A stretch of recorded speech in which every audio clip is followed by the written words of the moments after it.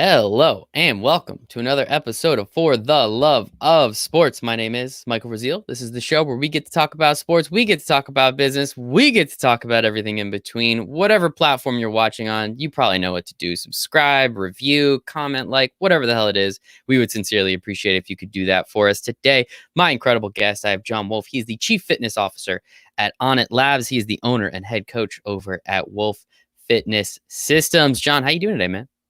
Doing great, man. Pleasure to be here.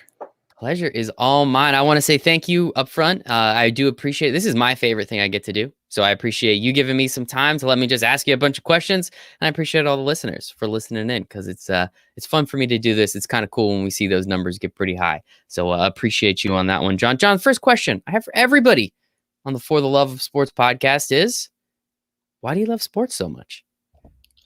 Man, I think the key of it is it brings out a lot of lessons in life that are really hard to teach outside of the structure of sports. And that could be, for me, it was a lot of individual sport, right? It was martial art was kind of the sport that I participated in growing up.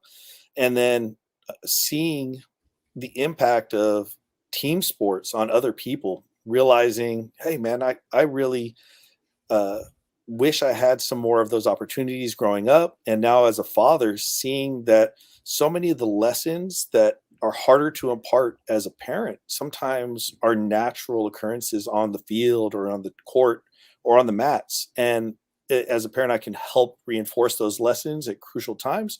But it's a lot easier for them to absorb the reality of those situations or the weight of those situations from their level of buy-in because they want to participate in this sportive event.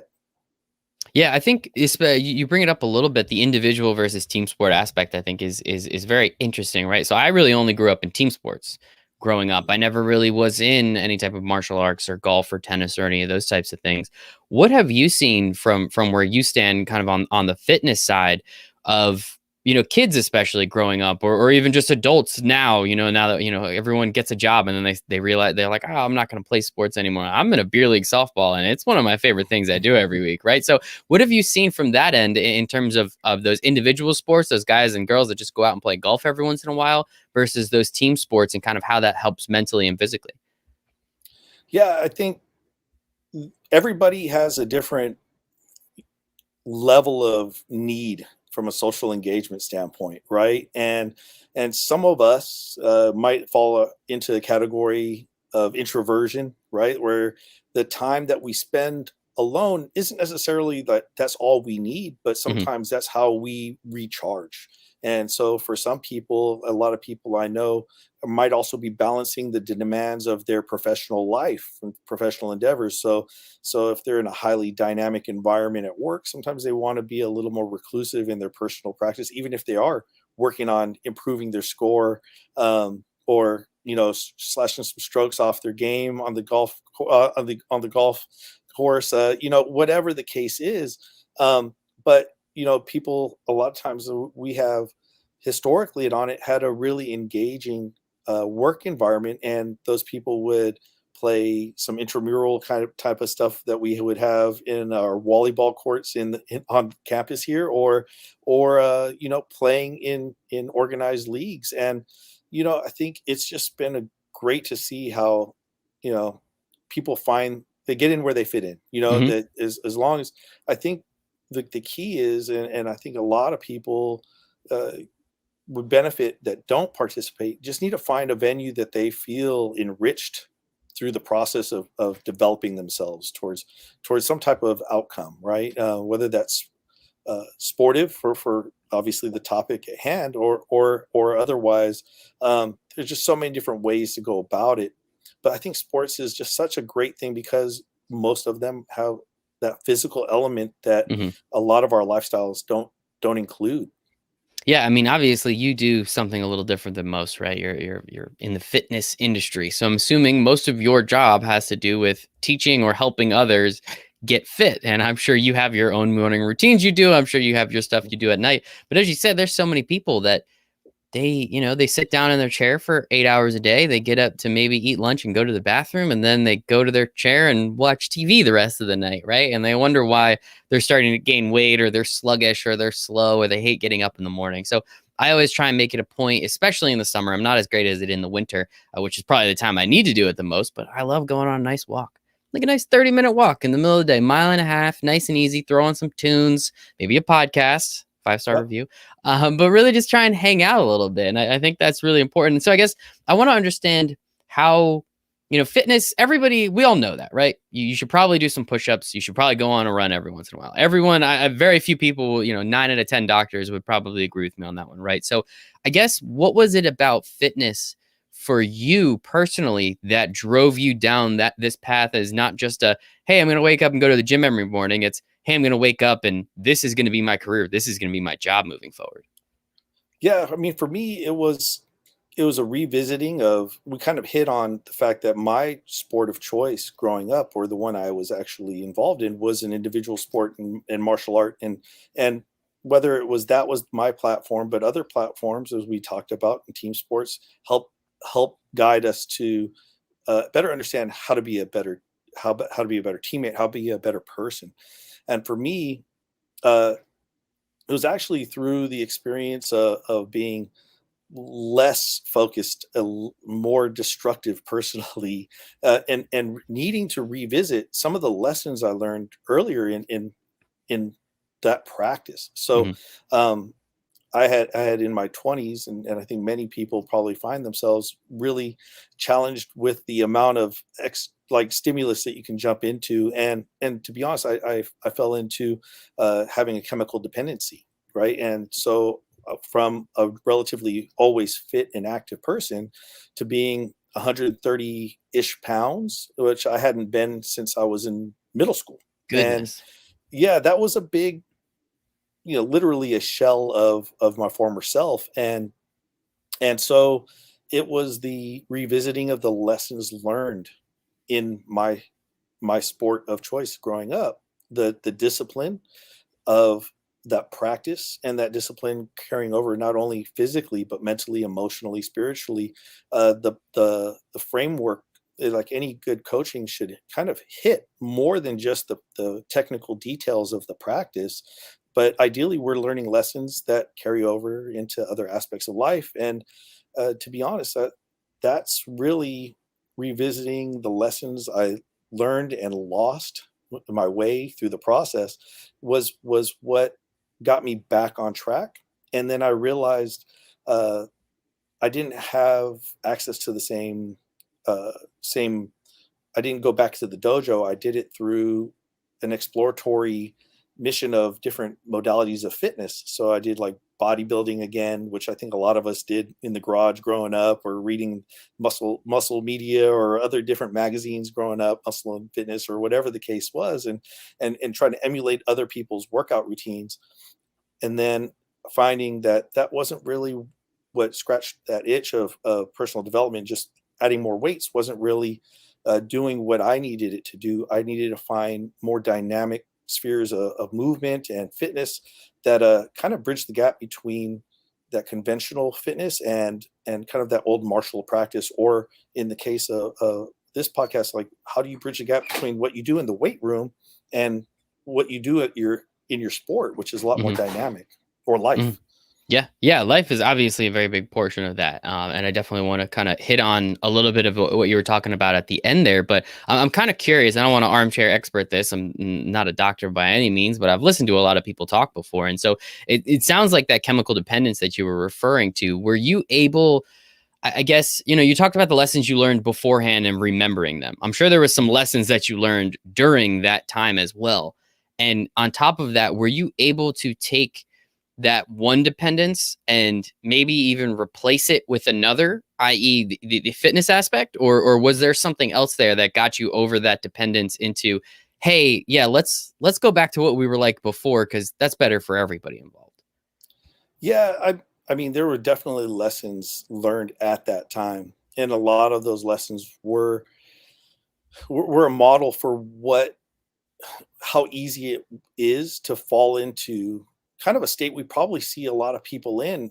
And I think to be honest, is probably undervalued as a highly dangerous state to be in, which is apathetic, Mm. right? To not be invested. And that's why I think sports are so great, because they give somebody a venue to be fully invested in, and realize the benefit personally and then communally. If they're in a team environment, even if you are individually, sometimes you're operating on a team, even though when you're performing, you're by yourself too. So you can still feel connected.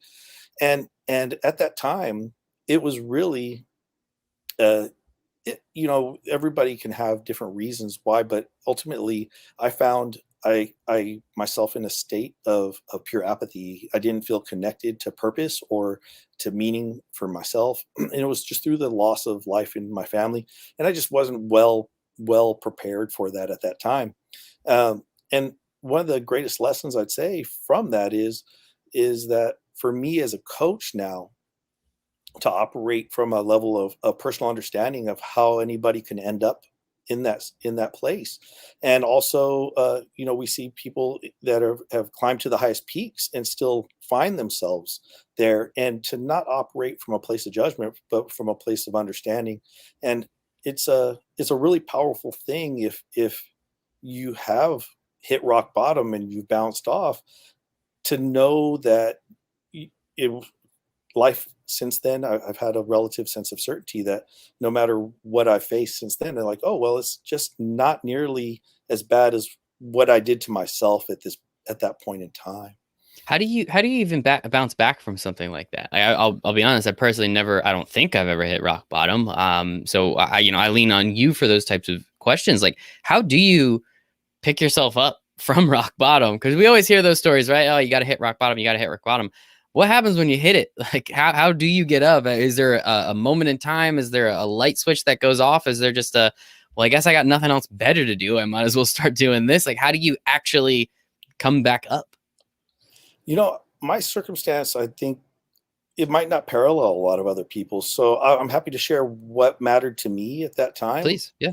You know, uh, I felt that sense of apathy. I felt like, you know, shaken by to the core as to what was right and wrong, fair and righteous, spiritually and otherwise, right? And so it gave me this permissibility to not care for myself. And that was the core of a lot of those choices I made. And then it was just a slippery slope, and things snowballed very quickly.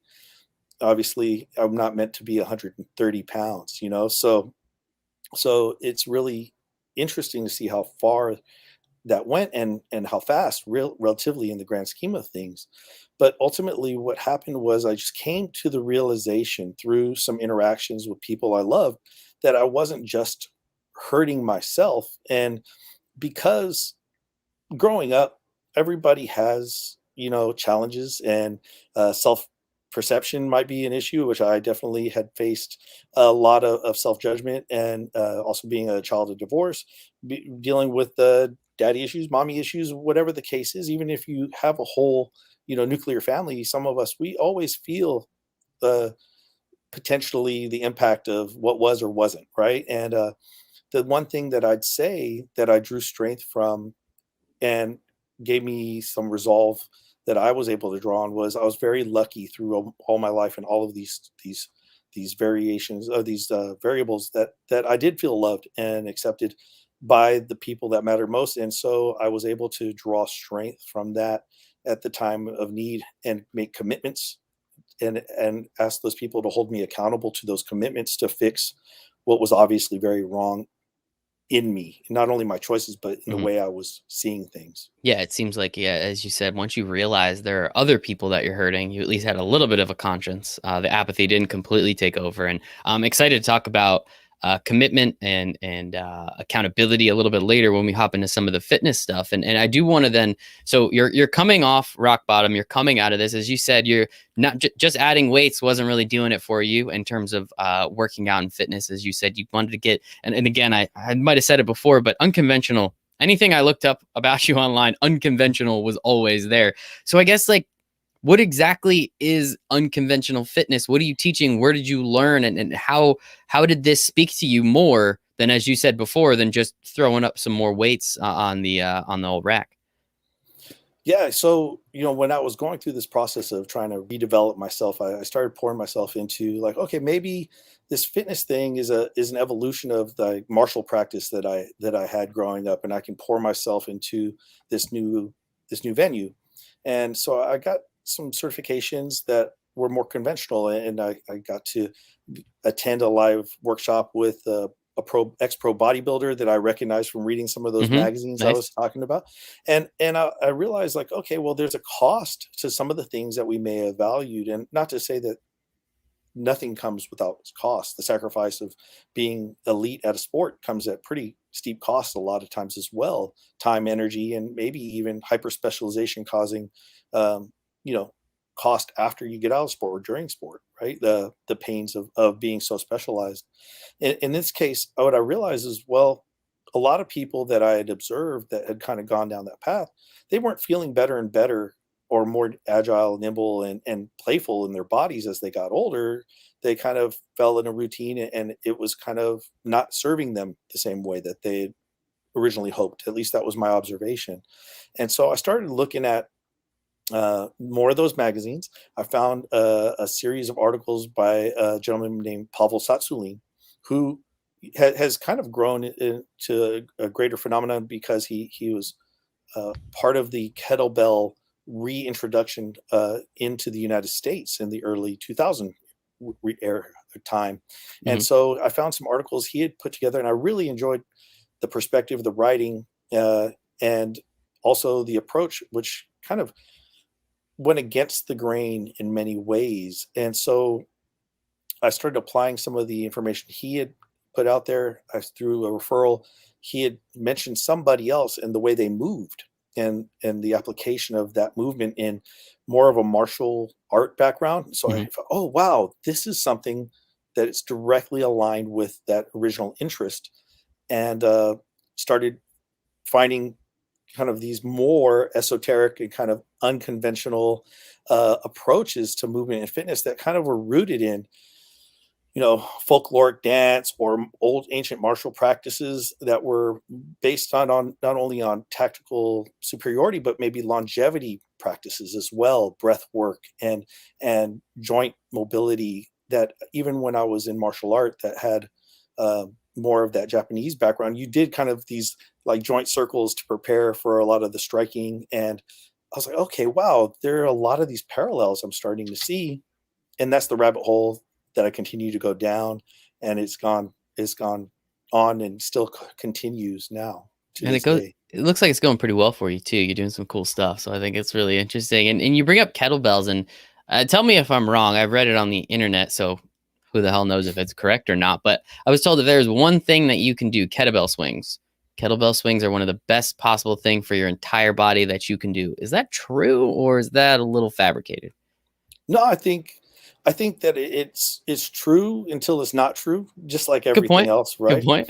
I think if you're looking at the average person, if they have the technical capacity or the coaching available to them to do kettlebell swings, it strengthens everything from head to toe, especially along the backside of the body. And it's a coordinated movement where there's a lot of acceleration and deceleration.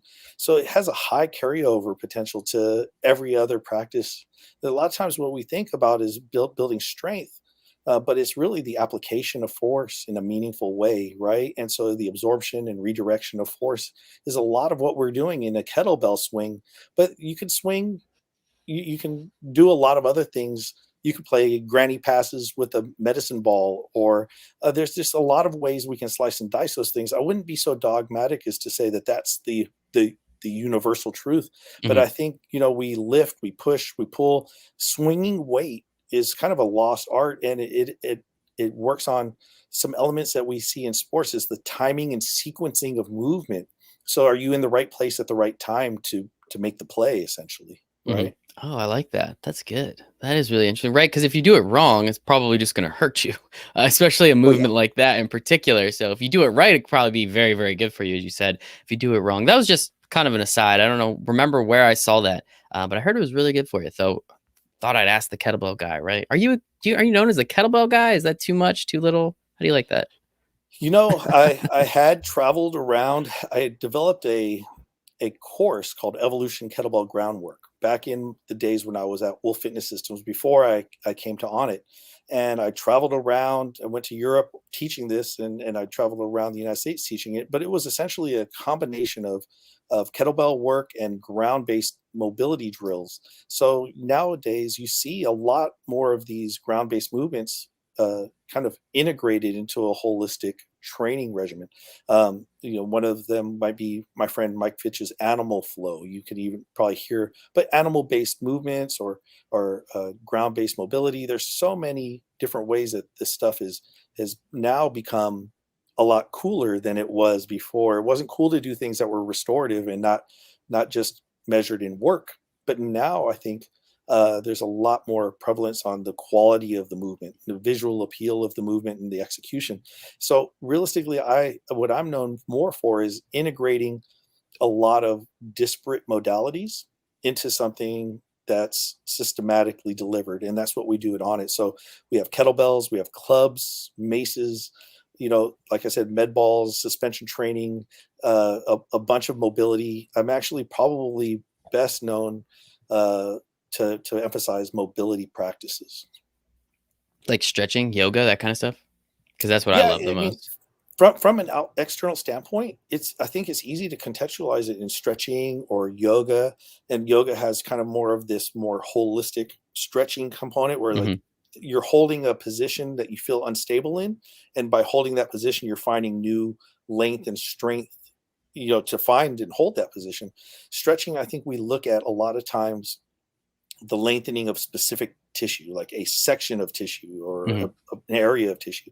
And I think both of those are great ways for most people to kind of look at the lens initially of what the difference between conventional flexibility or yoga and then mobility. Usually what people would use as a way to differentiate that is your ability to coordinate and put yourself into positions, into and out of those positions actively.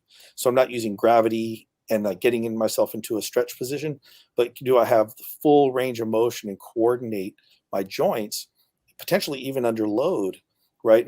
Progressively, and using that as a training modality as Hmm. well. It could be loaded or unloaded.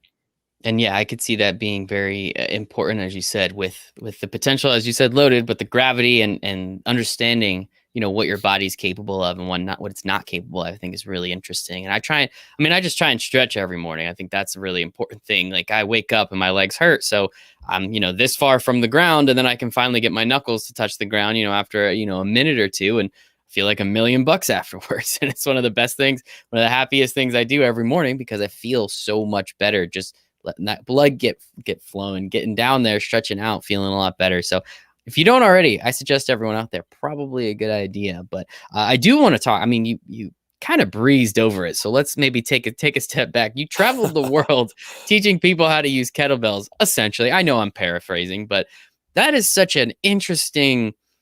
There's parts of the story missing, right? We went from uh, chemical dependence to hey, let's try some new things to hey, I'm traveling to Europe to teach people how to do use kettlebells and walk around like an animal. Again, I'm paraphrasing a little bit, but what happened in between? Like, how do you get to that point? What did you do? Who did you talk to? How did you get there to be to the point where it's where you're one of the experts on this, able and willing to travel the world just to teach other people the thing that one of your most passionate appreciations is?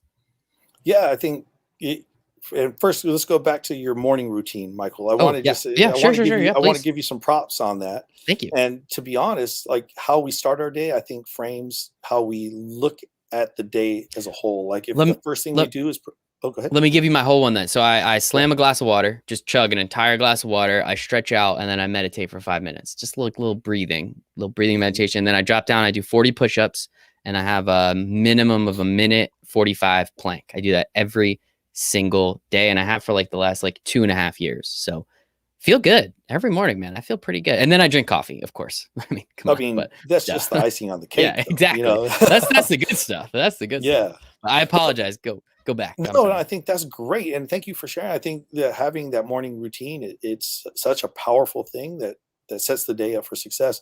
In fact, when we talked about the difference between stretching and mobility, and you talked about your morning routine, one of our more recent offerings we offer at Onnit is called Onnit in 30, and it's like, how do you in 30 minutes or less get on it, you know? And so I have a program called Morning Mobility. So it basically parallels what you're saying.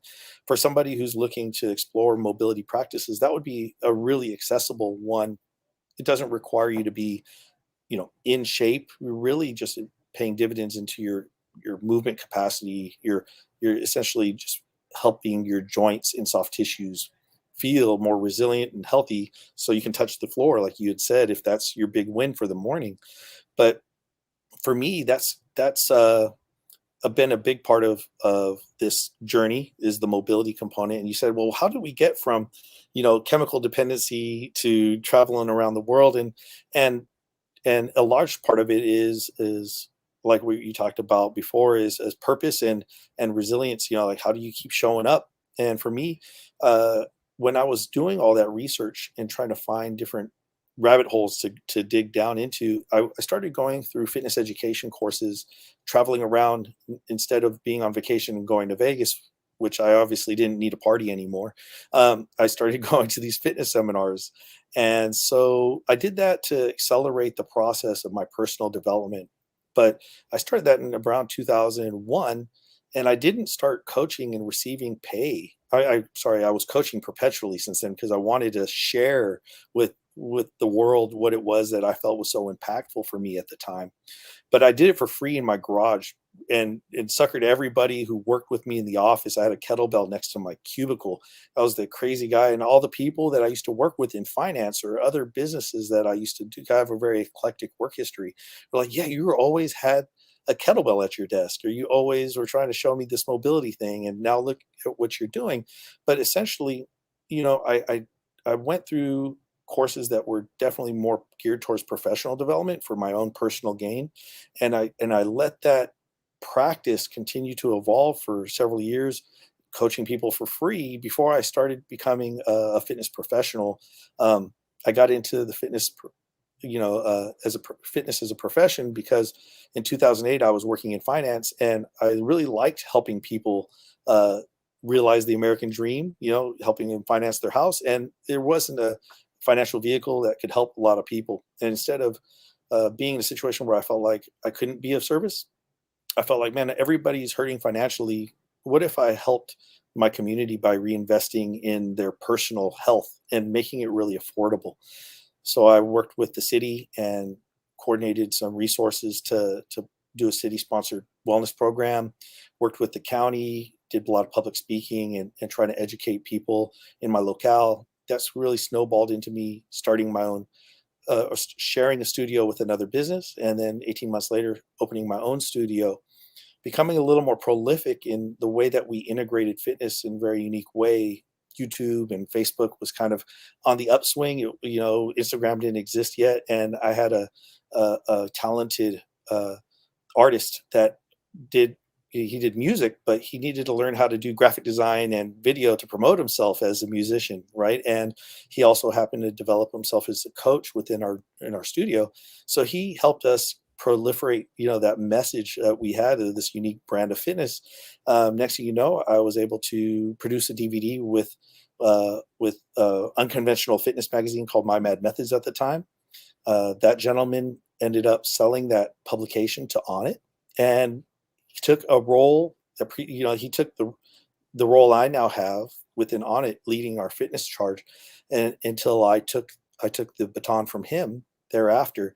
And so that's kind of how it all happened. Mhm. I was really well known for doing some things that Onnit had an appetite for, but not very many other people were qualified to pull all the pieces together. That's So awesome. I'm glad I asked that question, because that kind of fills in a little bit more of the story, a little bit more of that puzzle, taking us to the end of the yellow brick road there. But I'm sure there's many, many more stories that go into that aspect of your life. But I am excited to talk a little bit about on it. Um, so for many people, one of the reasons why I love starting a podcast was I did listen to Joe Rogan, right? Like, it was just mm, fun. One of my favorite things on planet Earth is a great conversation. And I love talking to people who are extremely passionate. I don't care what they're passionate about. It could be finance, which I absolutely hate. It could be fitness, which I'm not that great at, or it could be baseball, where I could partake very wholly in that conversation. But I just love talking to people who are extremely passionate. And I appreciate you coming on, John, because I can tell how passionate you are just about all these weird little things. Not weird. I don't mean to call it weird, but unconventional. There we go. We'll go back to that word. So I heard of Onnit through Joe Rogan's podcast, right? If I'm not mistaken, he's co-founder in Onnit in some way, shape, or form. Obviously, pretty big ambassador, let's say, as well. And he has those the kettlebells with the gorillas on them, right? Is that you? Is that supposed to be your face, or what am I? What am I looking at? No, I'm kidding. They preceded my time here, but there are some family resemblance, I have to say. I was gonna say a wolf, gorilla, whatever. We're kind of close, right? It's all animalistic, but I guess for people that haven't listened to Joe Rogan or haven't come across this brand somehow online in some way, shape, or form, could you give us, I guess, a little primer into the brand of Onnit and what exactly you guys are doing? Because I see total human optimization a lot, and I'm really curious what the heck that means.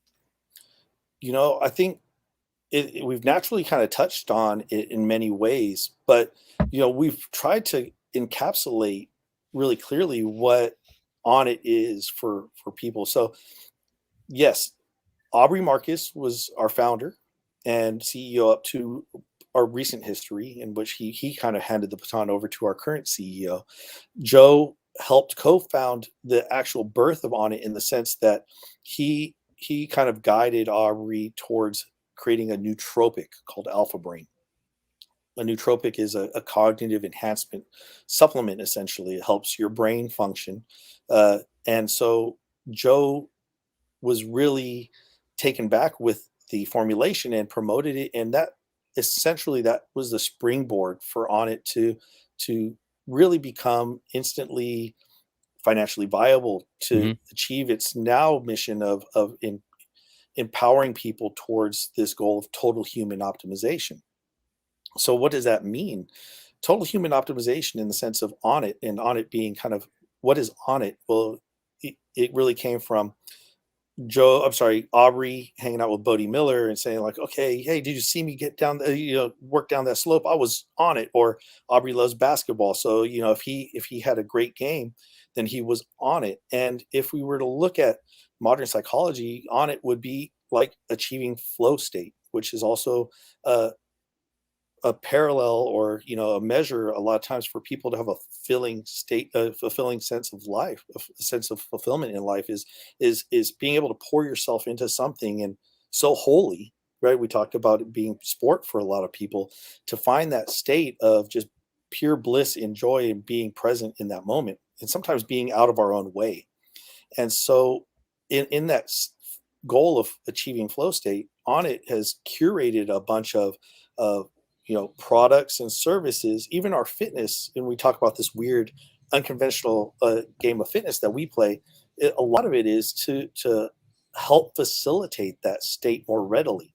And so, it's meant to help support you in whatever endeavor you uniquely kind of choose your own adventure. And Onnit's suite of products and services to help support you in that goal. In fitness, in so many ways, you can argue, well, is this the best form of fitness, or is this the best form of fitness? Ultimately, for us, we plug and play with every other brand of fitness. We were here as our goal is just to synergize whatever greatness is already there, and help serve that individual or that team or whoever it is with whatever insight we have that can benefit them.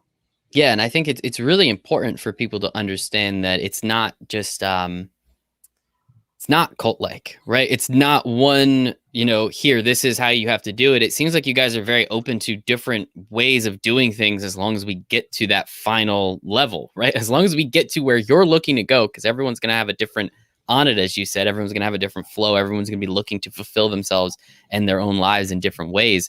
You guys are just here to help. And it sounds like you have, as you said, the services and the products and the retail and as you said, you have some cool 30-minute classes you could take in the morning, right? You have just about everything that you're going to need just to give a bunch of different people this opportunity to get to where they want to get to. Now, one thing is sometimes when you give people too many options, They never actually get there, right? Paralysis by analysis, that type of thing. And you brought up accountability before, you brought up discipline.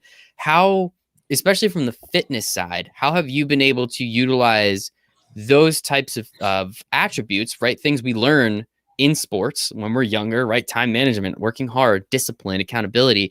How have you been able to utilize those attributes to help other people realize, again, this state of flow that they're all looking to get to? Yeah, I think what we've been really more successful at in a broader scope of things, right? So right now, I don't know if you can hear maybe some background music behind me a little bit, and that's our gym, literally on the other side Nice. of this wall. So I was here to help design an education system. I was brought on to help design an education system that integrated all those unconventional tools and methods into something holistic, and then to open a facility where we use this as an R&D platform to understand how those theories and philosophies that we brought to the table applied in a highly demanding, Austin's a fit community, so these people expect a certain feel and experience in the Hmm. way that they adopt fitness. And so rather than saying, we're dogmatic and this is how we do things, you're going to take it the way we want, we respond to the market and be able to kind of bend and make sure we're giving people what they want while we give them what they need. uh, in the sense of our larger community, obviously not all of the Onnit customer base is in Austin. And so what we've done is we've created these digital fitness products. Some of them are structured 6-week programs. Those are called Onnit 6. And then we had those kind of like hit playlist, choose your Love own it. adventure, Onnit in 30. You can just mix and match however you like and kind of have a smorgasbord of different elements of fitness you can fold into what you like. And so these structured deliverables, we started last year doing what we call the Onnit 6 Challenge, which is a community event, a transformation challenge, but we really wanted it to be a different value system than what conventional transformation challenges really hyperfixate on, which is an aesthetic or weight loss change at what cost or in what way. So what we really have done is we of course help support people because a lot of people are coming in to lose weight or to feel more empowered in their body, but we create a framework of support that in this 6-week span that we're all doing this together, i'm in I'm in a Facebook group and some of our other coaches to nurture and create an environment where people are kind of working through not just the physical challenges of the program, but like what they actually are needing to overcome so that they can stay focused on the task at hand and not be distracted by all the noise between the ears or the stories that they associate to themselves, right? Yeah. If they were People the tell last to be picked on the PE every day, can they still be successful? And in our environment, that's what we try to create. Sorry about that, Michael. I didn't mean to cut you off. no, no, no, no, no, no. This is your show, man. I'm just here to ask questions, right? Like that's my whole goal here. So appreciate you. I apologize for trying to cut you off there for a second, but I was gonna say like people tell themselves stories all the time, right? Mhm. And then those stories get kind of stretched and pulled and kind of manipulated, and that's when you ask someone else what happened, and what I remember is completely different than what they remember, right? And understanding that again, you guys are there to help, and as you said, that noise between everyone's ears. Let's say this last I don't know, 18 months, can we call it, has been pretty noisy for a lot of people. How have you Mhm. guys been able to? I mean, it sounds like last year you started this 6-week program up, correct? So I assume, just throwing a dart here, it was in one of those 9 months of last year that wasn't so great for everybody. Where did this idea come from, and how are you trying to take advantage of a bad situation and turn it good to get more and more people online doing these things together in a place like this Facebook group or wherever else they can meet? Yeah, to be honest, the original idea preceded everything changing, right? And so we had already created these structured programs to kind of give our take on what the common infomercial fitness product would Love look it. like, and we wanted to do it in a way that was really authentic. So like if you were to put up with me in one of these programs, you hear a lot of what I would hope you would receive as conscious communication, right? Like I'm trying to program the way you perceive yourself while you're doing the exercise because you're in a more receptive state, right? So it's not just about pushing until you're broken. It's about understanding where you are today, and what is 100% today is going to be different tomorrow. And we provide a lot of this kind of positive programming, because we're all susceptible to what we take in the delivery of our brand of fitness. And we use models that aren't fitness models. We use employees here at the office, and we do a beta test. And those people that really show a resonance for that methodology, I'm like, hey, you'd be really great to be one of our models if you don't mind being on camera for 2 days straight, demoing all this stuff and sweating for the good of our community, and we do it all in one take. So if I flub or make silly mistakes, for the most part, they're just in there. We're trying to be as authentic as Hmm. possible so that when people are receiving this, they don't feel like this is overproduced, like like something that I can't connect with emotionally. Even the people there, I think a lot of times people feel like the models are there with them doing it because that's what we wanted to create. As we had kind of designed that already, it really didn't we didn't use it as a lever within the business. But starting the beginning of last year, we already had the idea of kicking off our version of a fitness challenge, where at the end it wasn't about the weight loss but the impact to your life. Like, you actually articulate in a written format and then a video format, like, how is this like supported you reaching goals outside of fitness or within fitness, both. How's it impacted how you show up to your family or to your community, and how other people received you in this new state. And these are the things that we value, because you're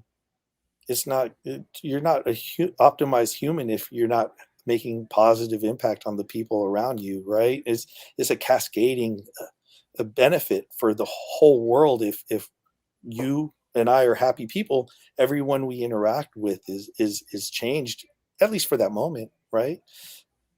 A smile, man. A simple smile. You Yeah. see a smile, you smile. That's one of the few things I learned from AP psychology. If you smile, chemicals are released in your brain and you actually become happier. So I always try and smile at other people, because what's the worst thing that they can happen? I get happier. That's the least thing that can happen, is I get happier. Hopefully they get a little happier too. And I like that. You're not going to be a totally optimized human unless you're helping other people, right? Like there's no way you can reach that complete peak if you're not helping others. If you're just completely self-serving, how can you optimize if you can't help the community around you? Because we're also connected in so many different ways. So I like that. I never even wouldn't have put that together. I appreciate that, John. That's some good stuff, man. Look at you. Yeah, that's hopefully what we've been able to figure out is our formula. And it's led to what we think, as you said, like, hey, there's a lot of noise. And if if before, with our history of On It, it's always been this awesome brand, right? And we've been really lucky that we have Joe Rogan, kind of out there rocking our gear and talking about On It because he believes in it. But then there's a lot of the people we've had to build the brand were people that people like had aspirational value around: athletes, movie stars, comedians, whatever the case is. But the reality is, I think most of us don't see ourselves in those people. And so right now, through this effort, and what we've really done is create a greater focus on our community and human interest stories within our community. So the winners of these Onnit 6 challenges, we tell their stories, and then we realize there's so many stories besides those two that we select. And we started to highlight the people who really make up our community within Onnit. And we're telling these stories more readily, more frequently. And there are people that are trainers that have gone through our education system who are serving lots of people. They're the individuals that have gone through our challenges and being able to share how that's impacted their lives individually.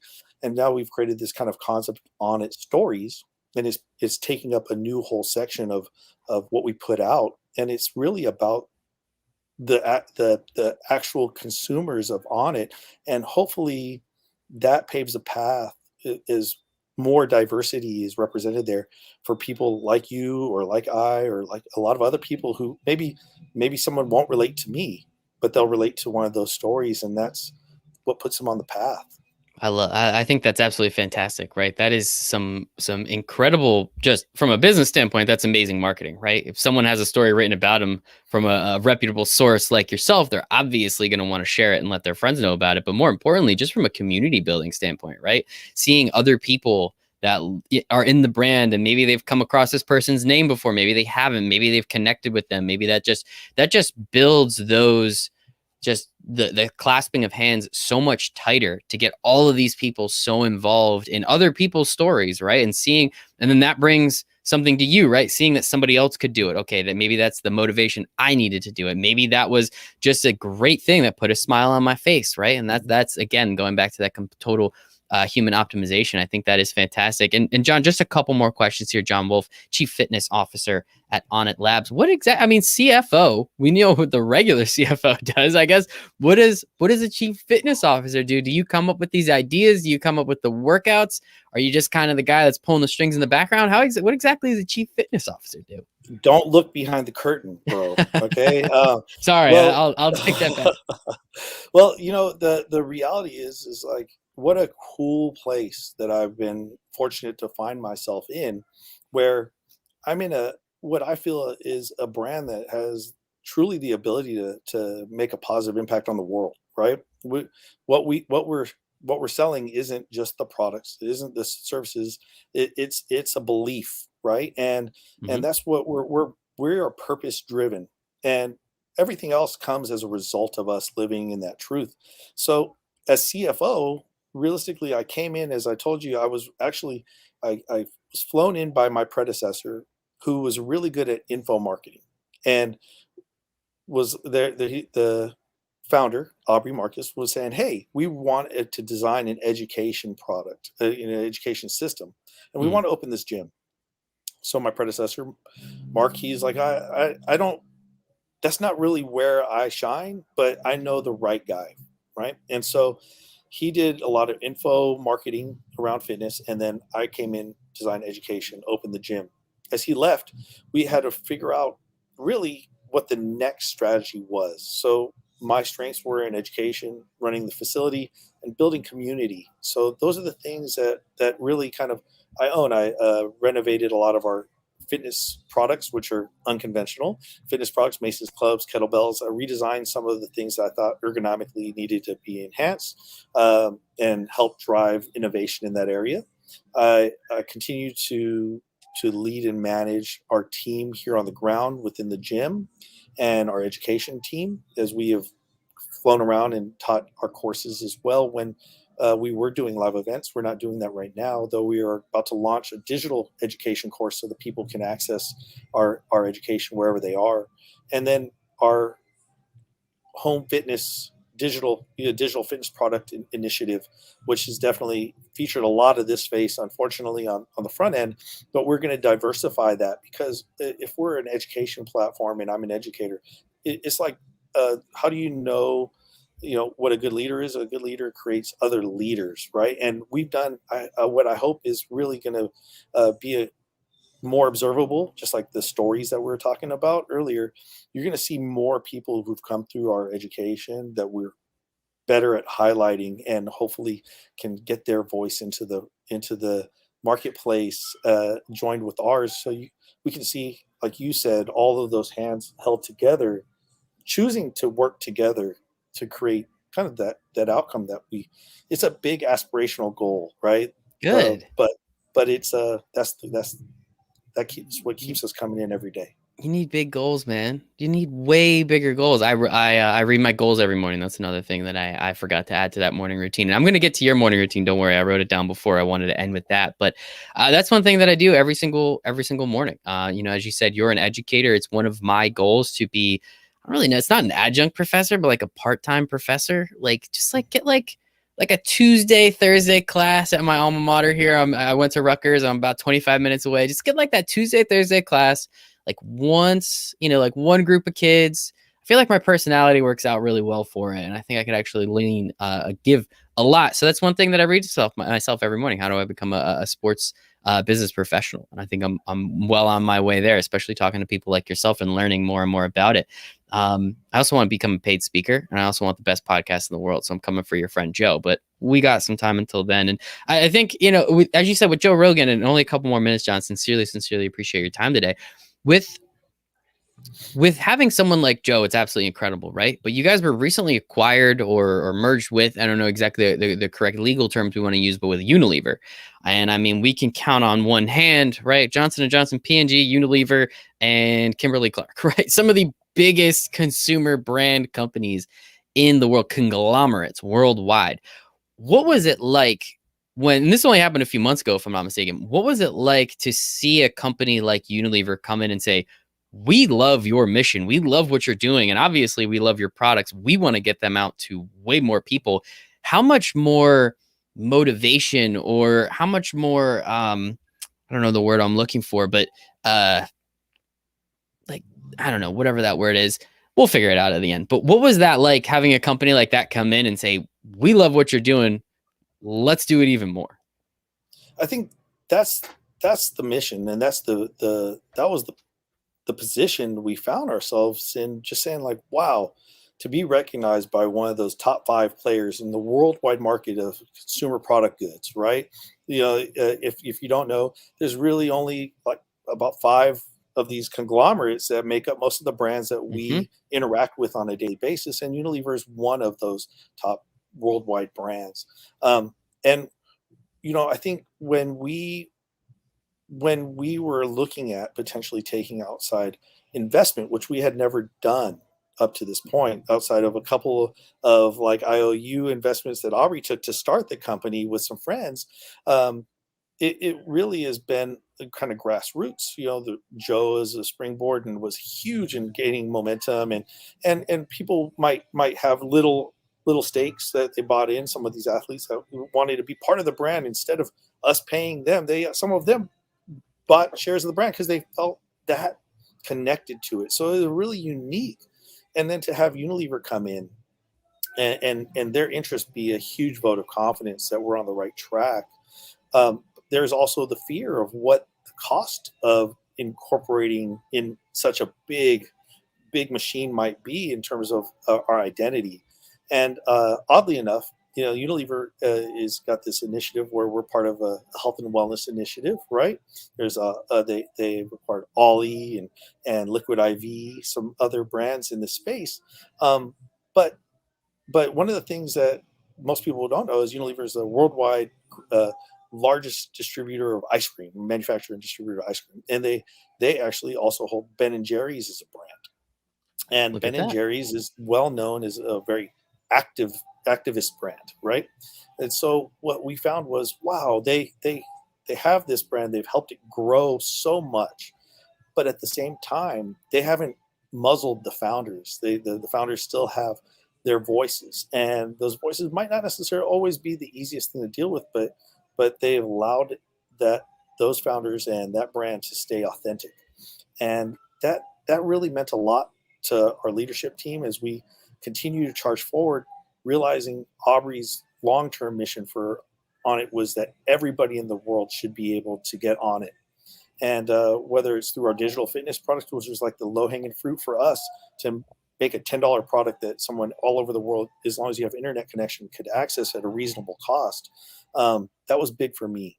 But ultimately, I know that the vision that he had didn't mean just digital fitness products. It meant our tangible goods. It meant, our if you wanted to rep on it this way, or be able to access the supplements or the nutritional support products, that it was an important part of us realizing that vision. And otherwise, without support from somebody like Unilever, it was a long uphill battle that I don't know would we would ever really achieve. I think now we can actually see that potential in the light at the end of the tunnel, and it's just so exciting. I can't Yeah. even put in words. It's like it's almost endless at this point, right? Before you were, a scrappy startup, luckily you had a pretty cool friend, right? Like that's kind of how it happened. And now you're, as you said, you're working with one of the 5 biggest consumer product good companies in the entire world.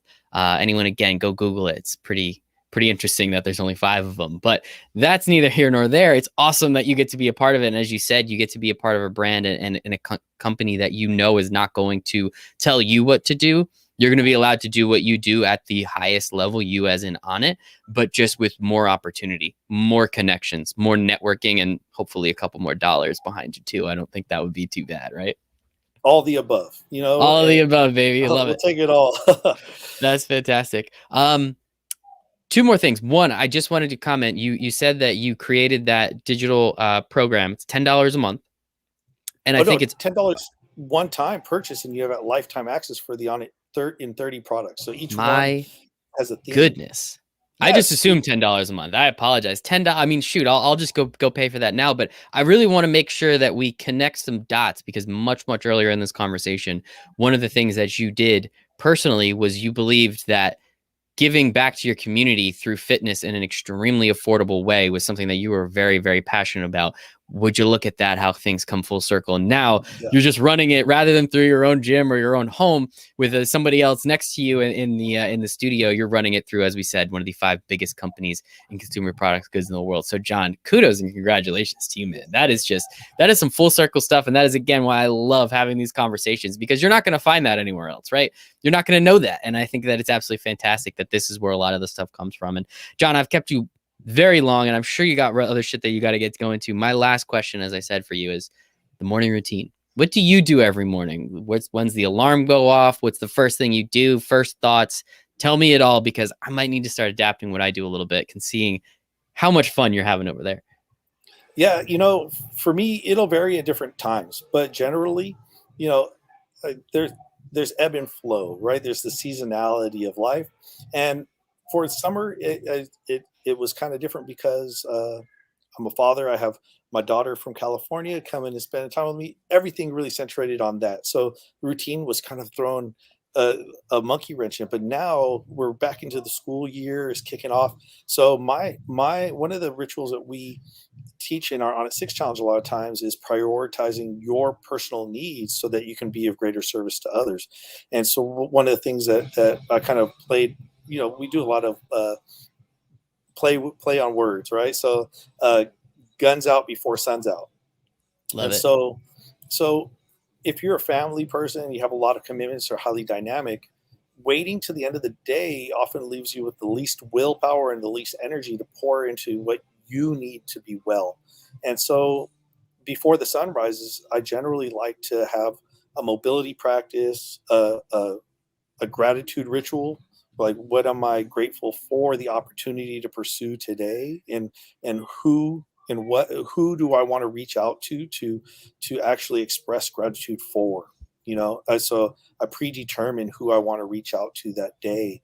And I'm in Texas, so a lot of people that have been part of my life in California, if I'm up at 5 doing this, I got to wait for 5 hours before I can text. I was going to say 3 o'clock in the morning. I'm sure they don't want that text message too much. No. And so that's what it is. And you said before, smile, right? The 2 things I want to commit to, and that gratitude practice gives me my first smile, right? And it also, being up and guns out before sun's out, it gives me my first sweat.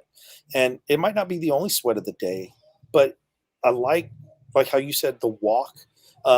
If it's before the sun's out, I might be in the garage listening to a podcast or an audiobook for a 60-minute row, which I would consider more of a moving meditation, but it gets that sweat and smile checklist for me. If you want to be more fulfilled, then prioritize making sure you sweat and you smile every day.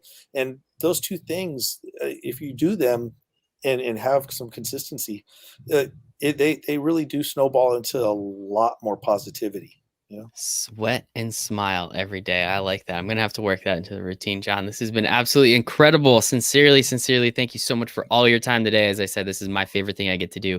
So I appreciate you giving me a couple of your minutes today. Time's the only thing we don't get more of. So thank you for giving me some of yours. Talk to me. Where can we follow you? Where can we follow Onnit? Where can we learn about this $10 single time, $10, you get it all. Where can we find all this information? And for everybody that's listening, I'll put it in the show notes on YouTube as well as the podcast. Let's go. Yeah, definitely. Easy to follow us.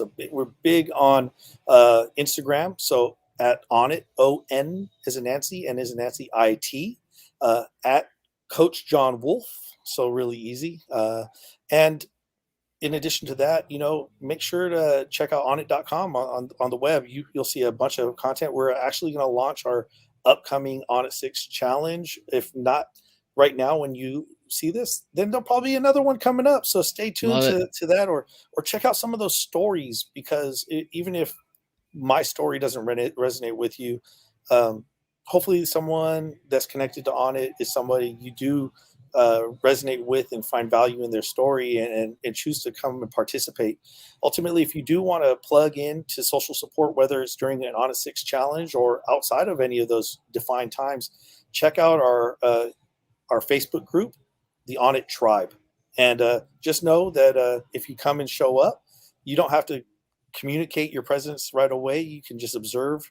Just take note of all of the loving responses when people are sharing not only their good times, but their challenging times. And just know that that's the expectation. If you come and play, you just got to play by the rules. We're there to support and lift each other up.